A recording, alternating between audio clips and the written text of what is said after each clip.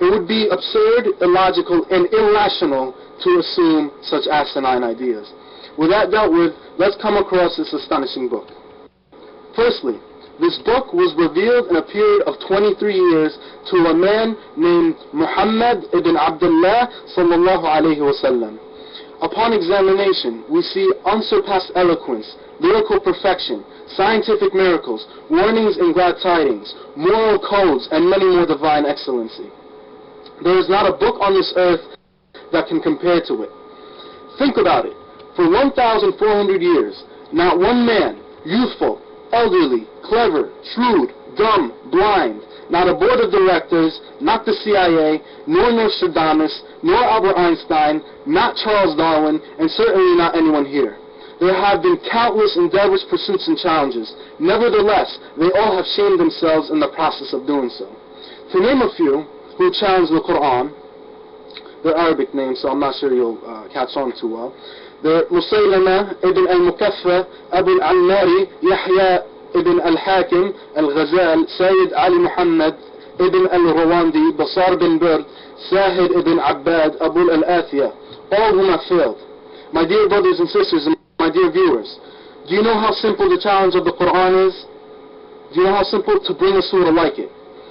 The shortest surah in the Quran contains 3 short verses, which has only about 11, actually precisely 11 Arabic words. And they are of the following. إِنَّ عَتَيْنَاكَ الْكَوْثَرَ فَصَلِّ لِرَبِّكَ وَانْحَرْ إِنَّ شَانِئَكَ هُوَ الْأَبْتَرُ, which translates, verily we have given to you the abundance, so pray to your Lord and sacrifice. Indeed your enemy is the one who is cut off. In this surah, in this chapter alone, we see the following. We see emphasis, multiple meaning, grammatical shift, word order and arrangement, ellipsis, conceptual relatedness, intensification, choice of words and particles, phonetics, semantically orientated repetition, intimacy, exaggerations, rebuke and contempt, conciseness, flexibility, prophecy, and factual. My challenge to StarMexus and anyone in this room today, my dear viewers, I challenge someone to make at least half a semblance of it. But no, you will never be able to, even if you round about all of humanity.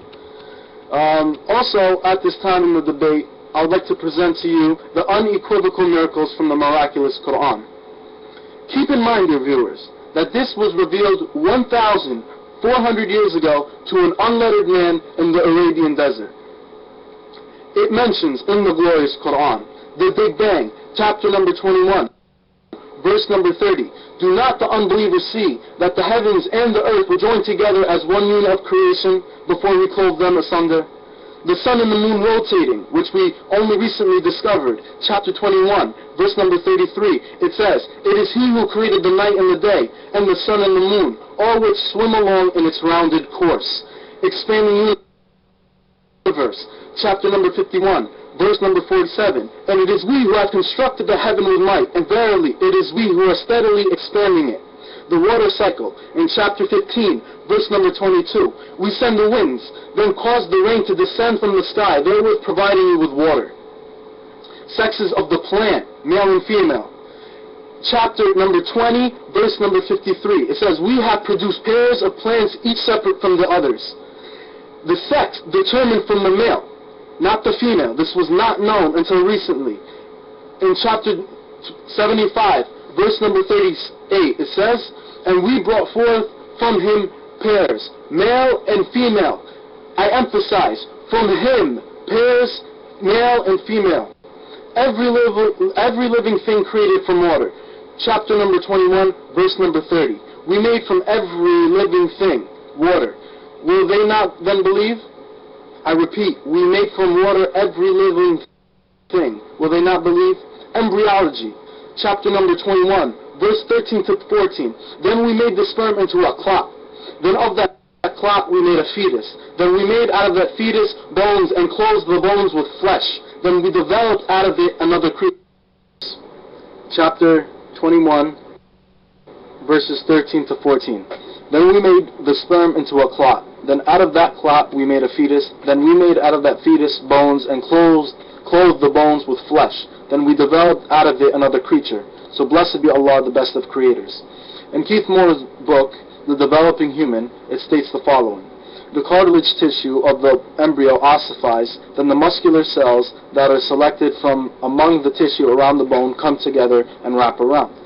Well, Starmexis won't accept that because he simply does not like Keith Moore. However, there are many prominent doctors who will testify to his statements. In this particular book, Langman's Medical Embryology, written by Dr. Thomas W. Sadler, Jane Langman, and Jill Leland, it says on page 146 the following. The first indication of limb musculature is observed in the 7th week of development as a condensation of mesenchyme near the base of the limb buds, i.e. cartilage or developing bones. The mesenchyme is derived from the dorsolateral cells of the somites that migrate into the limb bud to form the muscles. Once again, this is in accordance with the Quran, and I believe my time is up. Like it. First of all, and then you said that Muhammad was illiterate. Well, so what? It's only within the last 1,000 years that being able to read was considered a requirement for an education.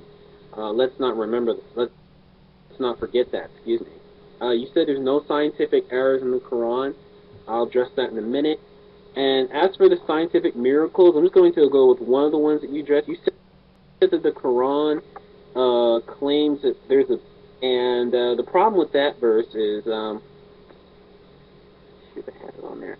The universe says that do the unbelievers not know that the heavens and the earth were joined together and we clothed them asunder? This verse is actually a scientific error, not a miracle. Let me tell you why. First of all, it implies that the earth and the universe were created at the same time, which we know is incorrect.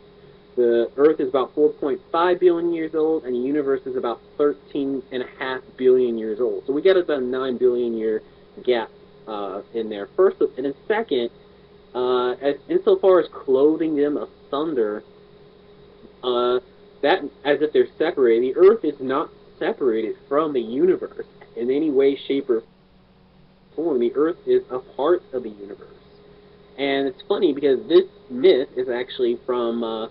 You can read that from the Egyptians, Gilgamesh, all have the same material. But let me go into my reasons why the Quran is not the Word of God. First of all, the Quran, Exhibit A, the Quran contradicts modern science.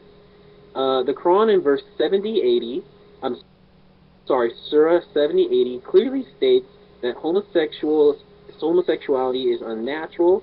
If we read it, it says, "Do ye commit such lewdness as no people in creation ever committed before you?"